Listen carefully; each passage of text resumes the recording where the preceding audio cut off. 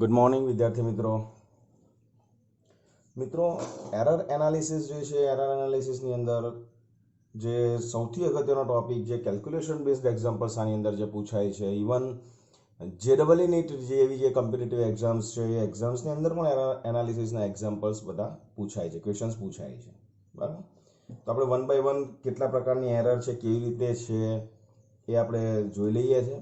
બાકી એક્યુરેસી શું છે, પ્રિસિઝન શું છે, મેઝરમેન્ટ વખતે એરર જે જનરેટ થાય એ સિસ્ટમેટિક એરર છે કે રેન્ડમ એરર છે, એ બધી ચર્ચા આપણે આગળ કરી લીધી છે, બરાબર. એ બધાની અંદરથી કદાચ તમને 1 માર્ક્સની ડેફિનેશન્સ કે એવું કંઈક પૂછી શકે, પણ મેઇન જે એનું એનાલિસિસ છે એ એનાલિસિસ ઉપર જ આપણને સૌથી વધારે મદાર આપણે એનો પર રાખવાનો છે, બરાબર. હવે આપણે જેમ વાત કરી તો આપણે સૌથી પહેલાં ચલો કોઈ ભૌતિક રાશિનું માપન કરી લઈએ કે કોઈ ભૌતિક રાશિનું માપન દરમિયાન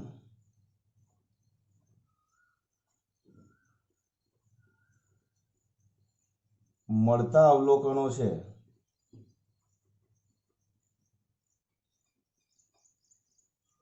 ધારો કે A1 A2 A3 dash dash dash AN છે. What is N? N means total અવલોકન્સ. નંબર ઓફ અવલોકન્સ જે છે આપણે કેટલા લઈએ છીએ? AN.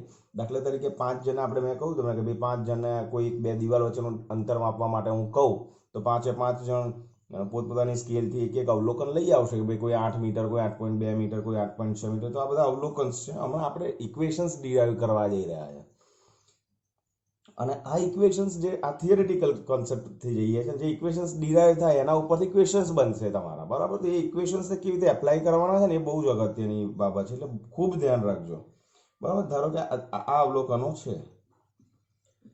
હવે સૌથી પહેલા આપણે જોયું કે કોઈ પણ માપન હોય એ માપન દરમિયાન એરર તો જનરેટ થાય ને થાય, કારણ કે માણસ માત્ર ભૂલને પાત્ર. આપણે આવી કહેવત પણ બોલીએ છીએ મિત્રો. તો ભૂલ તો થાય, એમાં કંઈ વાંધો નથી, પણ કોઈક ભૂલ વધારે કરે, કોઈક ભૂલ ઓછી કરે, તો એ એરરની જે ઇન્ટેન્સિટી છે ને, ઇન્ટેન્સિટી ઉપરથી ખબર પડશે કે કોનામાં એક્યુરેસી વધારે છે રીડિંગમાં, બરાબર. તો આ જે અવલોકન છે, તો હવે આપણને ધારો કે n અવલોકન્સ લઈને આવ્યા. દાખલા તરીકે તમને 4-5 વિદ્યાર્થીઓને એવું કહું કે 2 દિવસનું અંતર માપી લાવો અને બધા 5 અવલોકન લઈ આવ્યા, તો બધાના જુદા જુદા છે. તો સાચું મૂલ્ય કયું મિત્રો? બરાબર. તો આપણે એ પણ જોઈ લીધું છે કે ભાઈ એનું સાચું મૂલ્ય જે છે ને, સાચું મૂલ્ય એટલે તમારે કયું મૂલ્ય કન્સિડર કરવાનું? એ સાચું મૂલ્ય એટલે એનું સરેરાશ મૂલ્ય. અને સરેરાશ મૂલ્ય શોધતા તમને લોકોને આવડે છે. એટલે વાસ્તવિક મૂલ્ય, સાચું મૂલ્ય, અથવા તો આપણે એને કહીએ છીએ વાસ્તવિક મૂલ્ય. તો વાસ્તવિક મૂલ્ય આપણને કેવી રીતે મળશે? તો કે વાસ્તવિક મૂલ્ય જે છે ને that is A mean. Means સરેરાશ. એટલે સાચું મૂલ્ય એ આપણું કયું મૂલ્ય કહેવાય? સરેરાશ મૂલ્ય તમારે ગણી લેવાનું. હવે સરેરાશ કરતા તો તમને લોકોને આવડે છે, 10મા ધોરણની અંદર ભણ્યા હશો. તો એની સંજ્ઞા પણ બધું કહું છું. એ મીન તમે આવું લખશો તો પણ ચાલશે અને એ બાર લખશો તો પણ ચાલશે. બાર એ અગેન આપણને મીનનો ઇન્ડિકેશન આપે છે. ઓકે, તો આપણું ઇક્વેશન શું થાય? સરેરાશ કેવી રીતે શોધાય મિત્રો? તો કે A1 plus A2 plus A3 plus dash dash dash plus AN divided by number of observations, number of અવલોકન્સ કેટલા છે? n. તો ડિવાઇડેડ બાય n. તો આ થઈ ગયું તમારું ઇક્વેશન નંબર 1. એટલે 5 જણા જે 5 અવલોકન લઈને આવે તો બધાના જુદા જુદા મૂલ્યો છે. તો સાચું કયું ગણવું? તો આપણે કશું કરવાનું નહીં, એનું સરેરાશ કાઢી લેવાનું મિત્રો. ક્લિયર? એટલે કોઈ પણ હવે આ તમારું સાચું મૂલ્ય છે. હવે જે અવલોકનો કયા હતા આપણા? A1 A2 A3 અને એવા AN. ક્લિયર? તો એટલે મેં અહીંયા AN લીધા છે. હા, 4 અવલોકન હોય તો અહીંયા A4 આવશે, 6 અવલોકન હોય તો પ્લસ A5 પ્લસ A6 આવશે. ક્લિયર છે? ઓકે. હવે બીજી વસ્તુ, આ તો આપણું સાચું મૂલ્ય થઈ ગયું અને તમારા મૂલ્યો આ રહ્યા. તો કોઈ પણ ભૌતિક રાશિનું સાચું મૂલ્ય યાદ રાખજો. સાચું મૂલ્ય અથવા તો સાચા મૂલ્ય અને વ્યક્તિગત માપેલ મૂલ્ય નો તફાવત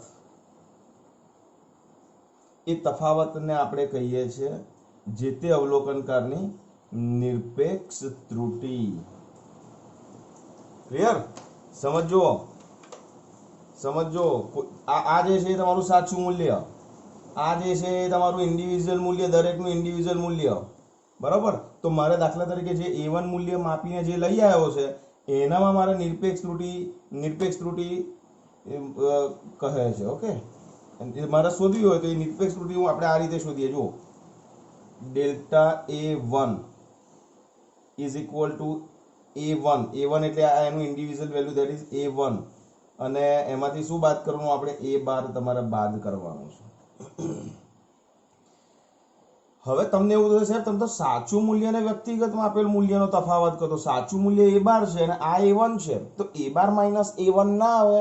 તો એક વસ્તુ યાદ રાખજો, અહીંયા શબ્દ વાપર્યો છે તફાવત ને, ધ ડિફરન્સ છે ને, એટલે ડિફરન્સ માટે તમારે કોઈ ચિંતા કરવાની નહીં, કોઈનામાંથી પણ બાદ કરી શકશો. ડિફરન્સ એટલે સિમ્પલ તફાવત છે, કોઈક પ્લસ આવશે, કોઈક માઇનસ આવશે.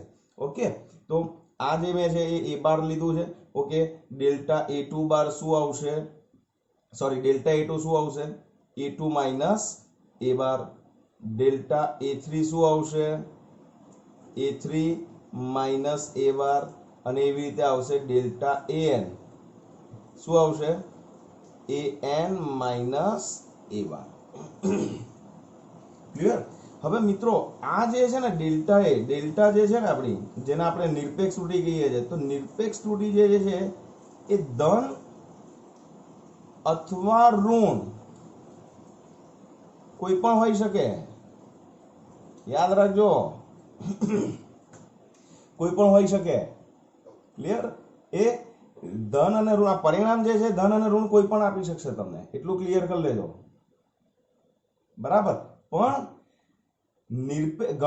આ જે ડેલ્ટા A1 જે આપણે ડિફરન્સ લીધો ને, જે ડિફરન્સ એ આપણો ધન કે ઋણ કોઈ પણ હોઈ શકે. પણ જ્યારે આપણે સરેરાશ નિરપેક્ષ ત્રુટિ શોધવા જઈએ, આ નિરપેક્ષ ત્રુટિ delta A1, delta A2, delta A3, delta AN, બરાબર. તો આ જે ડેલ્ટા AN છે, આ આપણે હું સરેરાશ શોધું છું. સી ડેલ્ટા A શોધું છું, એટલે હું સરેરાશ નિરપેક્ષ ત્રુટિ શોધું છું. તો સરેરાશ નિરપેક્ષ ત્રુટિ જે છે આ નિરપેક્ષ ત્રુટિ થઈ. હવે સરેરાશ નિરપેક્ષ ત્રુટિમાં તમારે કશું નહીં કરવાનું. Delta A is equal to, delta A લઈએ છીએ આપણે, બરાબર. તો ડેલ્ટા ઇઝ ઇક્વલ ટુ માનાંકમાં ડેલ્ટા A1 પ્લસ માનાંકમાં delta A2 plus dash dash dash plus માનાંકમાં ડેલ્ટા AN. ઓકે, અને divided by number of observations n. સી માનાંક શું છે? માનાંકને આપણે કહીએ છીએ મોડ, MOD. મોડ, આ માનાંકની અંદર કોઈ પણ વસ્તુ જાય એ હંમેશા પોઝિટિવ થઈને બહાર આવે. એટલે એટલે તમને કહ્યું ને કે આ delta A1, delta A2, delta A3, delta AN જે તમે બાદબાકી શોધશો એ ધન પણ આવશે અને ઋણ પણ આવશે. એ ઇન્ડિકેટ કરે છે કે ભાઈ આને વધારે માપ્યું, આને ઓછું માપ્યું. એ દાખલામાં આપણે જોઈએ છે એટલે તમને વધારે ક્લેરિટી આવશે. બટ જ્યારે તમે સરેરાશ નિરપેક્ષ ત્રુટિ શોધવા જઈ રહ્યા છો ત્યારે એને માત્ર તમારે શેમાં લેવાનું છે? માનાંકમાં જ લેવાનું છે મિત્રો. તો આ થઈ જશે તમારો નંબર 2. ક્લિયર? હવે કોઈ પણ ભૌતિક રાશિ છે, યાદ રાખજો, કોઈ પણ ભૌતિક રાશિ છે એ આ દાખલા તરીકે આપણે જે આ ભૌતિક રાશિનું માપન કર્યું, કોઈ ભૌતિક રાશિનું માપન કર્યું તો એના પરથી આપણને બે ક્વોન્ટિટી મળી, A12 અને ડેલ્ટા A. અને આ પણ સરેરાશ છે, તો આપણે આ સરેરાશ જે છે એ સરેરાશ આપણે લઈ લઈએ છીએ આ રીતે ઉપર ડેલ્ટા A12. ક્લિયર થાય છે? હવે એક વસ્તુ ક્લિયર કરજો, કોઈ પણ ભૌતિક રાશિને તમારે દર્શાવવી હોય, કોઈ પણ ભૌતિક રાશિને કોઈ પણ ભૌતિક રાશિ ના માપનને દર્શાવવા માટે એને આ રીતે દર્શાવીએ છીએ, A12 plus or minus delta A12, અથવા યાદ રાખજો, અથવા A mean plus or minus delta A mean. Okay, આ બી ડેલ્ટા A મીન જ કહેવાય મિત્રો, આ બી ડેલ્ટા A મીન જ કહેવાય. સરેરાશ એટલે મીન. ક્લિયર ને? તો આ રીતે તમારે દર્શાવવાનું. તો સી પહેલું આવી ગયું તમારું કોઈ પણ ભૌતિક રાશિના માપનના મૂલ્યો. માપનનું મૂલ્ય બધાનું જુદું જુદું આવે તો તમને ખબર ના પડે કે સાચું મૂલ્ય કયું છે, તો સિમ્પલ એનું સરેરાશ કરી લો, એ તમારું સાચું મૂલ્ય તમારે ગણવાનું. ઓકે, સાચા મૂલ્ય પછી દરેકની અંદર દરેકની ઇન્ડિવિજ્યુઅલ એરર કેવી રીતે શોધવાની, તો દરેકની ઇન્ડિવિજ્યુઅલ એટલે નિરપેક્ષ ત્રુટિ. બરાબર, ઇન્ડિવિજ્યુઅલ ત્રુટિ ઇંગ્લિશમાં પણ લખી આપું, ઇન્ડિવિજ્યુઅલ ત્રુટિ, ઇન્ડિવિજ્યુઅલ એરર એ તમારી નિરપેક્ષ ત્રુટિ થઈ મિત્રો. ક્લિયર? અને નિરપેક્ષ ત્રુટિ જે છે એ નિરપેક્ષ ત્રુટિ તમે આ રીતે શોધી શકશો, અને આ રીતે શોધ્યા પછી એનું એવરેજ સરેરાશ તો એ આ લેવાનું. પણ યાદ રાખજો, delta A1, delta A2, delta A3, delta ધન અથવા ઋણ કોઈ પણ હોઈ શકે, બટ જ્યારે તમે એનું મીન એબ્સોલ્યુટ એરર શોધવા જઈ રહ્યા છો, સરેરાશ નિરપેક્ષ ત્રુટિ શોધવા જઈ રહ્યા છો, તો દરેકના ધન મૂલ્ય તમારે કન્સિડર કરવાના છે મિત્રો. ક્લિયર? અને ત્રીજી જે તમારી એરર છે આ ઇક્વેશન નંબર 2. અને હવે આપણે ત્રીજી જે નિરપેક્ષ ત્રુટિ જે છે ઘણી આપણે કોઈ પણ માપનને આ રીતે દર્શાવી શકીશું, પણ હવે દર્શાવવા માટે ત્રીજી પણ વસ્તુ છે, સાપેક્ષ ત્રુટિ. હવે સાપેક્ષ ત્રુટિ છે ને એને ફ્રેક્શનલ એરર અથવા તો આંશિક ત્રુટિ અથવા તો રિલેટિવ એરર પણ કહી શકીએ છીએ. બરાબર, આ સાપેક્ષ ત્રુટિ એટલે એને રિલેટિવ એરર અને આંશિક એટલે ફ્રેક્શનલ એરર.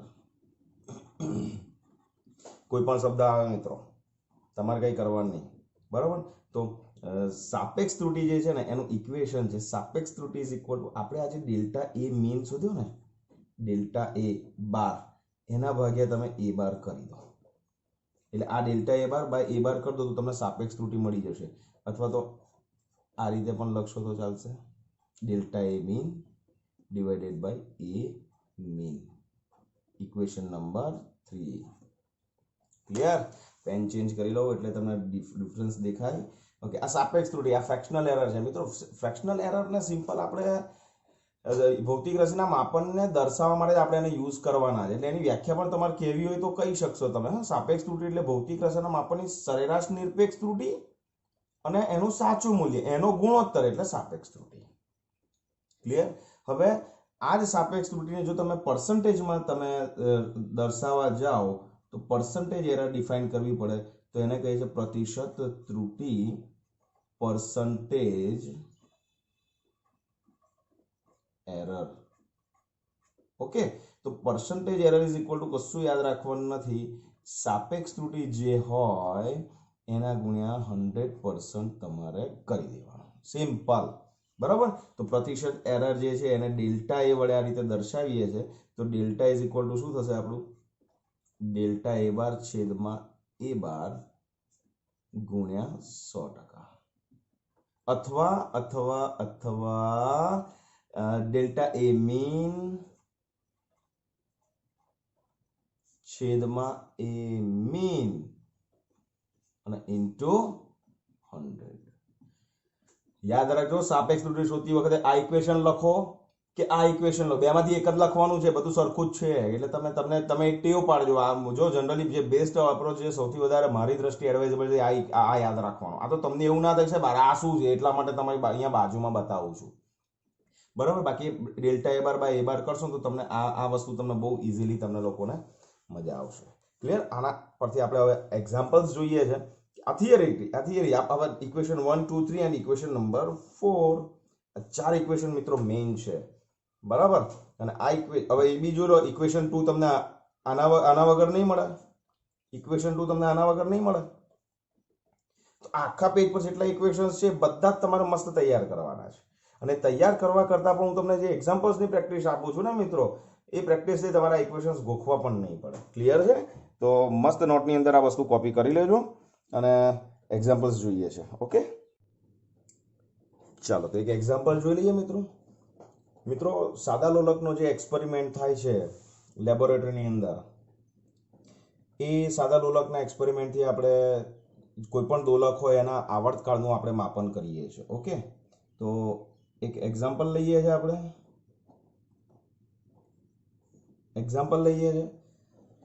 અને એના આવર્તકાળનું જે માપન થયું, પીરિયોડિક ટાઈમ આવર્તકાળ, બરાબર, અને એ આવર્તકાળ જે છે એના માપનના મૂલ્યો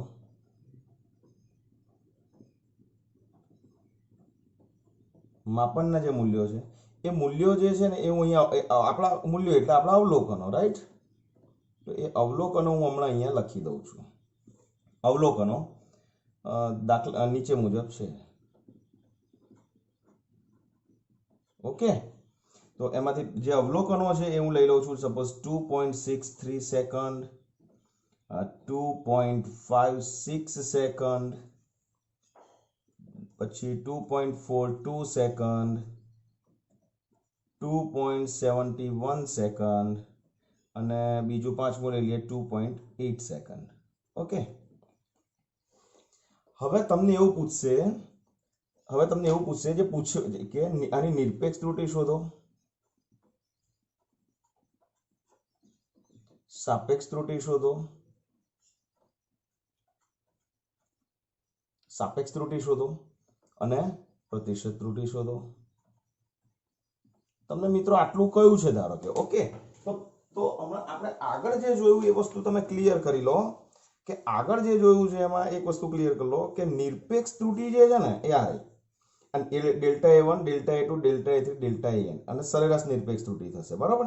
તો જો તમે એક વસ્તુ જો, પર્સન્ટેજ એરર જે છે એ ડેલ્ટા A બાર ને A બાર વગર તમે ના શોધી શકો, જે સાપેક્ષ ત્રુટિ છે. અને સાપેક્ષ ત્રુટિ તમે ડેલ્ટા A બાર ને A બાર વગર ના શોધી શકો. અને ડેલ્ટા A બાર જે છે, ડેલ્ટા A બાર એ તમે આ નિરપેક્ષ ત્રુટિ વગર ના શોધી શકો. અને નિરપેક્ષ ત્રુટિ છે એ બાર વગર ના શોધી શકો. મીન્સ સમજી લો, મેં જે તમને એક્ઝામ્પલ્સ અત્યારે હું તમને જે કરાવું છું એની અંદર બધા ઇક્વેશન્સ આપણે યુઝ કરવા જઈ રહ્યા છે. ઓકે, તો એક્ઝામની અંદર તમને મિત્રો આવું પૂછાય તો એક સિમ્પલ તમારા ફોર્મ્યુલાઝ મેં જે તમને આગળ કરાવી છે તમારે યાદ રાખવાની છે અને તમારું કામ બહુ જ સરસ એફિશિયન્ટલી પતી જશે. ઓકે, ચલો સૌથી પહેલા આ બધા આપણા અવલોકન છે. આવર્તકાળ જે છે એને સંજ્ઞા આપણે કહી લઈએ છીએ. સપોઝ આવર્તકાળ પિરિયોડિક ટાઈમ t, તો સૌથી પહેલા આપણે શોધીશું t બાર અને which is equal two equation કયું છે મિત્રો? જો ઇક્વેશન લખશો તો પણ ફાઇન, નહીં લખો તો પણ વાંધો નથી, પણ આપણે લખી નાખવું સારું. 5 અવલોકનો છે તો ડિવાઇડેડ બાય આવશે 5. ઓકે, હવે તમારે શું કરવાનું છે? 2.63 પ્લસ 2, હું એક સ્ટેપ લખી આપું તમને લોકોને. 2.63 plus 2.56 plus 2.42 plus 2.71 plus 2.8 divided by number of observations is given, that is 5, તો divided by 5. ઓકે, હવે તમે આનું સાદું રૂપ આપશો કેલ્ક્યુલેટરની મદદથી. યાદ રાખજો મિત્રો, આપણે બોર્ડની અંદર સિમ્પલ સાદું કેલ્ક્યુલેટર જે છે એ સાદું કેલ્ક્યુલેટર આપણને યુઝ કરવાની પરમિશન્સ આપે છે આવું, જેમાં ટ્રિગોનોમેટ્રિક કોઈ પણ ફંક્શન ના હોય. એક સારી બ્રાન્ડનું કહું છું, not made for China. Okay, અને આ જે છે ને એક સારી બ્રાન્ડનું કોઈ એક સારું કેલ્સી તમારી એ રીતે લઈ લેજો. તો ટી બાર જે છે ને એ ટી બાર આપણે શોધવું હોય તો કેટલું મળશે આપણને? તો દેટ ઇઝ ઓલમોસ્ટ મળે છે એઝ પર કેલ્સી 2.624 સેકન્ડ. બરાબર? અને આને રાઉન્ડ ઓફ કરીએ, રાઉન્ડ ઓફ ના નિયમો આપણે જોઈશું, તો આને આપણે વાંચી શકીએ છીએ almost that is 2.62 second. Okay, this is your T bar. તો માટે ટી બાર આપણને જે મળે છે એને આપણે અહીંયા બ્લોક કરીએ છીએ, કારણ કે આની જરૂર આપણને મિત્રો પડવાની છે. ઓકે, ચાલો નેક્સ્ટ. ટી બાર મળી ગયું. હવે ટી બાર પછી આપણે શોધવાનું છે સરેરાશ નિરપેક્ષ ત્રુટિ. હવે સરેરાશ નિરપેક્ષ ત્રુટિ જે છે એ સરેરાશ નિરપેક્ષ ત્રુટિનું ઇક્વેશન્સ તમને ખાલી કહી દઉં કે સરેરાશ નિરપેક્ષ ત્રુટિ that is delta T bar. Okay, અને delta T bar is equal to શું આવશે? માનાંકમાં ડેલ્ટા T1 પ્લસ માનાંકમાં ડેલ્ટા T2 પ્લસ માનાંકમાં ડેલ્ટા T5 અને ડિવાઇડેડ બાય 5. ઓકે, તો હવે ડેલ્ટા T1 કેવી રીતે શોધીએ છીએ? તો કે ડેલ્ટા T1 એટલે આપણી નિરપેક્ષ ત્રુટિ. નિરપેક્ષ ત્રુટિ યાદ કરો, એક એનું પોતાનું ઇન્ડિવિજ્યુઅલ અવલોકન છે માઇનસ ટી બાર. તો પહેલું કયું છે? 2.63 અને minus T bar that is 2.62. Okay, આપણે એક કામ કરીશું મિત્રો, આ બધાની વેલ્યુ ઇક્વેશન એકવાર આપણે લખીશું કે ડેલ્ટા ટી જે છે ને which is equal to T minus T bar. આવું આપણે લખીશું ઇક્વેશન્સ. બરાબર? એક જ વાર લખીશું, દરેક વખતે લખવાની જરૂર નથી. તો ચલો આનો જવાબ આવશે 0.01 સેકન્ડ. ઓકે, જસ્ટ ડેલ્ટા 2 તમે લેશો તો that is 2.56 minus 2.62 which is equal to 0.06 second. Okay, delta 3 જે છે that is 2.42 minus 2.62 is equal to આવશે તમારું સી આ તમારું સી આ પ્લસ આવશે, આ માઇનસ આવશે મિત્રો, મારી આ ભૂલ એક અહીંયા માઇનસ આવશે. ઓકે, પછી આ પણ તમારું આવશે minus 0.0 minus 0.20 second. Okay, delta T4 જે છે that is 2.71 minus 2.62 is equal to આવશે તમારું 0.09 સેકન્ડ. અને ડેલ્ટા T5 જે છે which is equal to 2.80 minus 2.62 which is equal to 0.18. Okay, તો મિત્રો બે માઇનસ તમારા છે, જો બે માઇનસ અવલોકન છે અને બે પ્લસ છે. હવે આનો મતલબ સમજાવી દઉં તમને. મેં હમણાં આગળ થિયરીમાં કહ્યું હતું, હું તમને એક્ઝામ્પલ વખતે સમજાવું છું. સી આ પ્લસ માઇનસ શું ઇન્ડિકેટ કરે છે કે જે એકચ્યુઅલ વેલ્યુ છે ને એના કરતા એને પ્લસ ઇન્ડિકેટ કરે છે. જો આને શું કર્યું 2.63 મેઝર કર્યું પણ છે કેટલું 2.62 એટલે પ્લસનો મતલબ એને 0.01 સેકન્ડ એટલું વધારે માપ્યું. 2.56 એને માપ્યું પણ છે કેટલું 2.62 તો એને 0.06 સેકન્ડ જેટલું ઓછું માપ્યું. તો પ્લસ અને માઇનસ શું ઇન્ડિકેટ કરે છે? એ કેટલું વધારે માપે છે અને એ કેટલું ઓછું માપે છે. ક્લિયર થાય છે ને? તો એટલે એ પ્લસ માઇનસ ખાલી એટલા માટે જ છે, આપણે અહીંયા ગણતરીમાં એને કન્સિડર કરવાનું નથી. Take every value as a positive in this equations only. તમારે આટલું કરવાનું છે. તો what is your delta T? તો ડેલ્ટા ટી તમે શોધશો તો ડેલ્ટા ટી બાર ની અંદર આ બધી વેલ્યુ પ્લસ લઉં છું મિત્રો. ઓકે, તો એ બધી વેલ્યુ આપણે લઈ લઈએ છીએ 0.01 પ્લસ 0.06 પ્લસ 0.2 પ્લસ 0.09 પ્લસ 0.18 અને ડિવાઇડેડ બાય તમને ખબર છે 5. ઓકે, હવે બીજી વસ્તુ, જો આમાંથી એક પણ આપણી સાચી વેલ્યુ 2.62 છે પણ આમાંથી એક પણ વેલ્યુ 2.62 નથી. સપોઝ ધારો કે જો આમાંથી કોઈ એક વેલ્યુ 2.62 હોત તો એની ત્રુટિ કેટલી આવે? 0. તો અહીંયા 0 તો લખવાનું પણ ભાગ્યા તો 5 જ કરવાનું, કારણ કે આપણા નંબર ઓફ ઓબ્ઝર્વેશન્સ કેટલા છે? 5 છે. ઓકે, તો ડેલ્ટા ટી બાર જે છે એ આપણને આ ઇક્વેશન પરથી મળે છે 0.11 સેકન્ડ. તો તમે જુઓ, હું મારા દરેક દાખલાની અંદર જે આન્સર છે એને બ્લોક કરું છું મિત્રો. Block A that is the very good way of presentations, કે તમારા ટીચર પેપર ઇવેલ્યુએટ કરતા હોય ને ત્યારે એની નજર સીધા આન્સર પર પડી જાય ને તો દિલ બાગ થઈ જાય મિત્રો. એટલે તમારે આટલું ખાસ ધ્યાન રાખવાનું છે. બરાબર, ચલો હવે આપણે ટી બાર ને ડેલ્ટા ટી બાર મળી ગયું. તો આપણે આપણા માપન જે થયું, માપનને કેવી રીતે દર્શાવાય? આ લખવાનું નથી પાછું નોટની અંદર, આ તો બતાવું છું. એને દર્શાવવા માટેની પદ્ધતિ કઈ છે? પદ્ધતિ T bar plus or minus delta T bar. તો આપણું માપન છે એટલે અહીંયા લખું છું કે ટી નું માપન કઈ ગયું? 2.62 પ્લસ ઓર માઇનસ 0.11 સેકન્ડ. મિત્રો આ એરર બતાવે છે, એટલે 2.62 ની અંદર તમે 0.11 એડ કરશો તો એ કેટલું આવશે? 2.73 આવશે. બરાબર, ટી નું માપન પ્લસ ઓર માઇનસ એટલે 2.62 પ્લસ 0.11 અથવા 2.62 માઇનસ 0.11. તો vote the value we get? તો આની અંદર આપણને મળશે that is 2.73 સેકન્ડ અને આની અંદર આપણને મળશે that is 2.51 સેકન્ડ. ઓકે, આનો મતલબ શું છે એ ખાસ સમજી લો મિત્રો. આપણે જે માપન કર્યું છે ને 2.73 સેકન્ડ અને 2.51 સેકન્ડ ની વચ્ચે જ હોય આપણું મૂલ્ય. અને ચેક કરો 2.62 is between the 2.51 and 2.73. Clear? આ ખાલી સમજાવવા માટે છે. બરાબર, એટલે આપણો દાખલો તો હજુ પૂરું નહીં. જો સી પહેલા તમને નિરપેક્ષ ત્રુટિ શોધવાનું કહ્યું તો નિરપેક્ષ ત્રુટિ આવી ગઈ આપણી, આ બધી આ રહી સી. ઓકે, આ નિરપેક્ષ ત્રુટિ ડન. સરેરાશ નિરપેક્ષ ત્રુટિ આવી ગઈ, ડન. ઓકે, આ બી જોઈશે.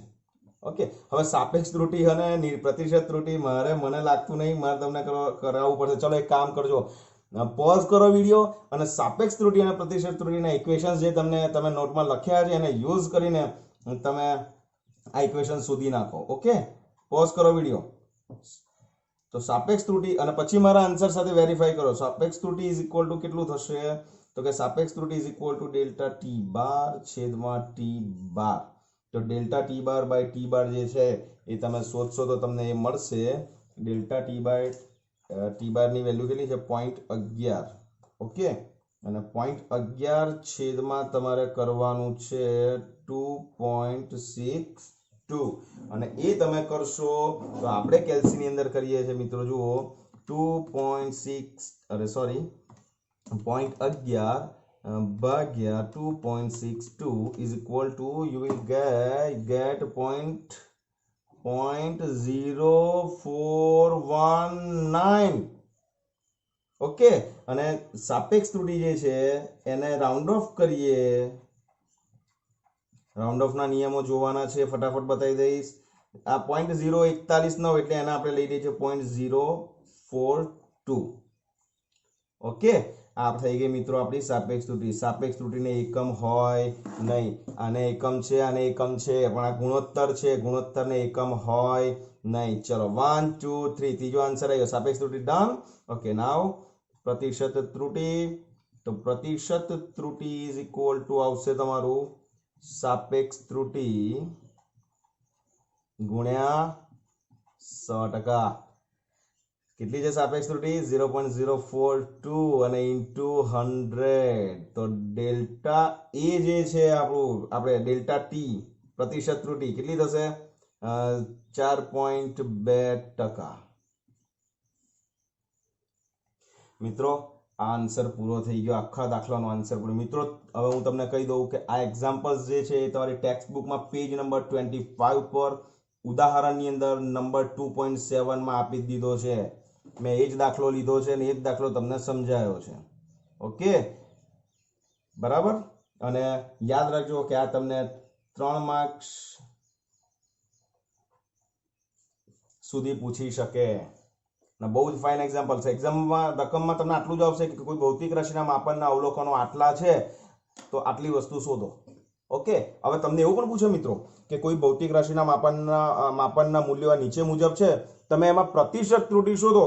તો પ્રતિશત ત્રુટિ શોધવાની કે તો તમારે સાપેક્ષ શોધવી પડે. સાપેક્ષ શોધવા માટે તમારે ડેલ્ટા ટી બાર શોધવું પડે ને ડેલ્ટા ટી બાર શોધવા માટે આ કરવું પડે ને આ કરવા માટે તમારે આ જોઈ છે. આ બધું સમજી ગયા તમે લોકો? એટલે એક વસ્તુ છે, મહેનત છે. મહેનત છે, મજૂરી નથી, મહેનત છે. બરાબર. અને એકદમ સિસ્ટમેટિક કેલ્ક્યુલેશન જ્યારે તમે કરશો એટલે માર્ક્સ મળી જશે. યાદ રાખો જ ક્યાં એકમ લખવાનું ભૂલાય નહીં. અહીંયા એકમ રહી ગયો, અહીંયા એકમ રહી ગયો, અને ટીચરને સરને ટાઈમ મળી જશે તમારા માર્ક્સ કાપવા માટેનો. ઓકે, તો આ વસ્તુ તમારે ખાસ સમજવાની છે. દર્શાવવા માટે તો આપણે આ પદ્ધતિ આપી દીધી છે. આખો દાખલો એઝ ઇટ ઇઝ મેં જે કાગળમાં લખ્યો છે ને એમાં સેન્ટેન્સ આ તમે બેઠું લખશો તો પણ મિત્રો વાંધો નથી. ઓકે, ખાલી એક્ઝામ્પલ્સ છે આપણો. ઓકે, એક્ઝામમાં આ વસ્તુ લખવાની જરૂર નથી, આપણને કેવી રીતે દર્શાવે, પણ આ વસ્તુ તમે આ રીતે લખી શકશો. ઓકે, તો વર્કશીટ માટે રેડી રહેજો. બહુ સરસ વર્કશીટ આપીશ. હજુ એરરના બીજા એક લેક્ચર હજુ બીજું આવશે એરરનું, એનાલિસિસનું, કે હજુ કેવી રીતે મલ્ટિપ્લિકેશન, એડિશન, ડિવિઝન અને સબસ્ટ્રેક્શનની અંદર કેવી રીતે એરર છે, રેઝ ટુ એરર હોય, પાવર એરર હોય તો કેવી રીતે એના એક્ઝામ્પલ સોલ્વ કરવાના, એ આખી થિયરી પતશે પછી વર્કશીટ આપીશ. ઓકે, તો મળીએ. Good luck. જય શ્રી કૃષ્ણ.